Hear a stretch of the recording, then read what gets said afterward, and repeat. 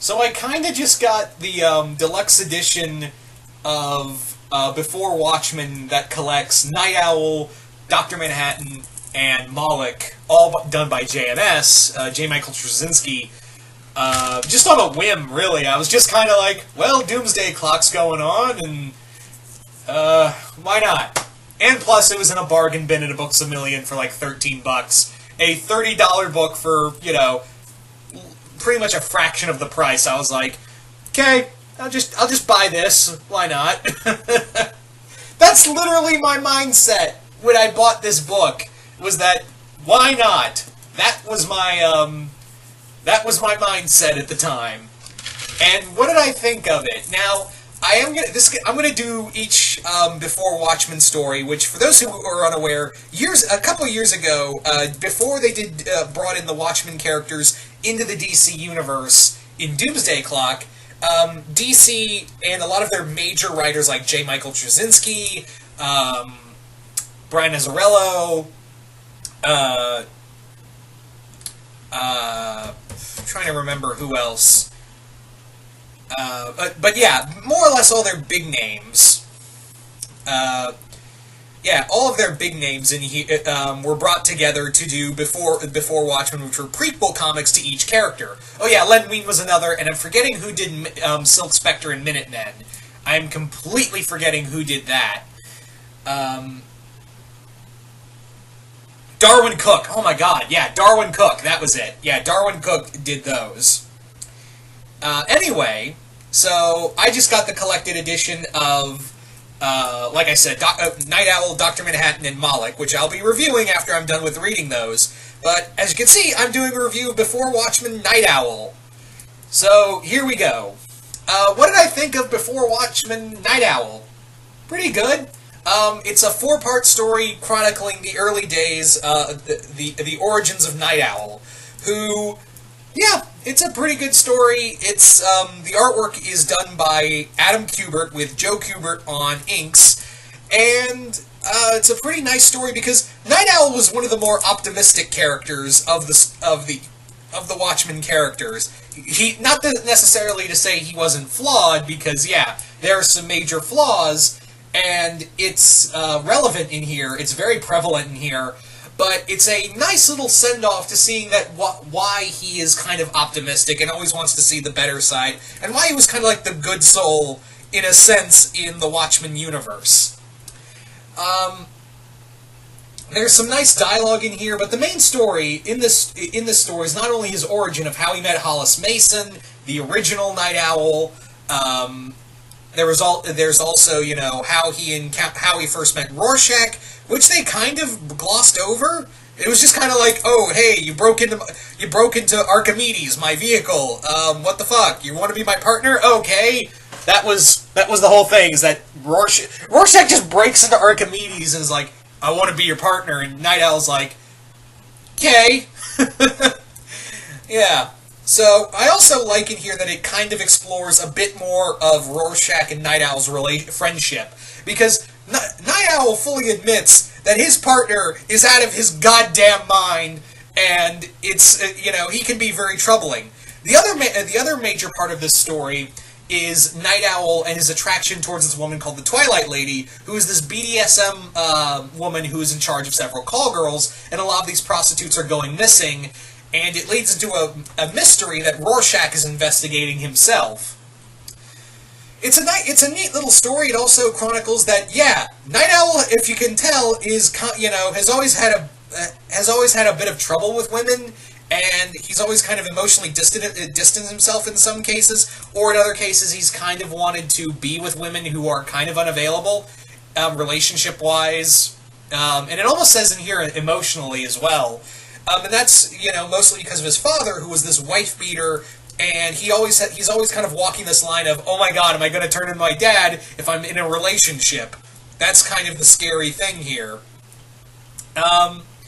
It's Adam Kubert's art is really good, mixed with Joe Kubert's inks. This comic is also not for children. I should have said that earlier. It's a Watchmen book, what do you expect? But yeah, I'm going to state that this comic is not for children. This is explicitly for adults, and the Yeah, I will say that. Also, I'm about to say one of the weirdest things I have ever said in my videos. Um, Adam Kubert has a weird way of drawing breasts. When you read the book, you'll understand, but I just kind of feel like I don't know if boobs are that perfectly made, Adam. I know this is comic book art, but I feel like you're kind of doing the it's kind of weird. So I don't know. Again, that's by far one of the weirdest things. If you read the book or going to read the book, you'll see what I mean. It's a very nice story of Nite Owl and him kind of teetering that line of should I be like Rorschach or should I follow Hollis's Hollis Mason. And there's some great stuff with Hollis Mason in here. And honestly, like I said, I wasn't going to get this book, and I just kind of got it on a whim. Honestly, though, because I was never really like, do we really need Before Watchmen? I mean, I'm all for, as long as you don't taint the main Watchmen story, I'm all for them. But I'm like, do we really need this? However, I've always wanted to read the Before Watchmen Minutemen story. That's the one because Darwin Cook's artwork, and I think he also did the writing on that. I couldn't find it there, so I was like, oh, I'll go with the next best thing. It also explores a bit more of Hollis Mason in here, of what his life as Nite Owl really brought to him, and what he sees so much in Dan, the second Nite Owl. Again, Adam Kubert's art, all the Kuberts are really good are really astonishing artists, and Adam is no different. It's a very kind of dark, it's not really, I wouldn't say too gritty, but it kind of mixes with what the story is in here, and how it plays out with all these characters, and it really kind of shows a lot of grit, there's great, I'm getting tongue-tied here, I apologize. I really enjoy Adam's artwork in that I really love how he draws fire. Because you almost feel like, it just feels so visceral, and it almost feels like you can feel the flames. You know what I'm saying? That's what it kind of feels like to me. It's a neat little story, and it's really in just 4 issues, it feels like a really complete story. At the same time, I felt like they kind of glossed over some things. Like, in the first or second issue, they're really like, hey, here's Rorschach, and now he's suddenly partners with Nite Owl, and it does kind of delve into their friendship, but I don't feel like it goes deep enough at cases. Also, the story of the Twilight Lady and Nite Owl's relationship does take up a lot of the book. It does kind of explore Dan's kind of like... she's also another tempting element to him, because, he still wants to honor Hollis's, legacy as the Nite Owl, but at the same time, and Hollis even says, look, if you get associated with her, that's going to destroy the Nite Owl legacy, but he can't stay away from her because he's so attracted to her. And at the same time, you've got Rorschach, who's also lost in his own goddamn mind. So this is a very interesting book, but again, I have to stress that this is not for children. I really have to hit that home.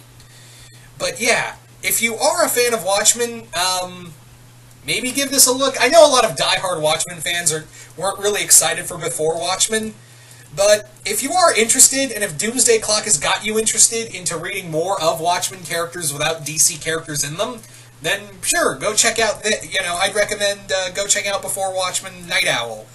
Haven't been able, even though I have the collected edition, I haven't read Dr. Manhattan or the Moloch two-shot, but I'll review those as soon as I'm finished reading them, and I can't speak for the other ones because I haven't read those yet. But anyway, you guys tell me in the comments below, if you've read Before Watchmen Nite Owl, what did you guys think of it? Just comment below, let me know, and once again, hope you all enjoyed this, and I'm out.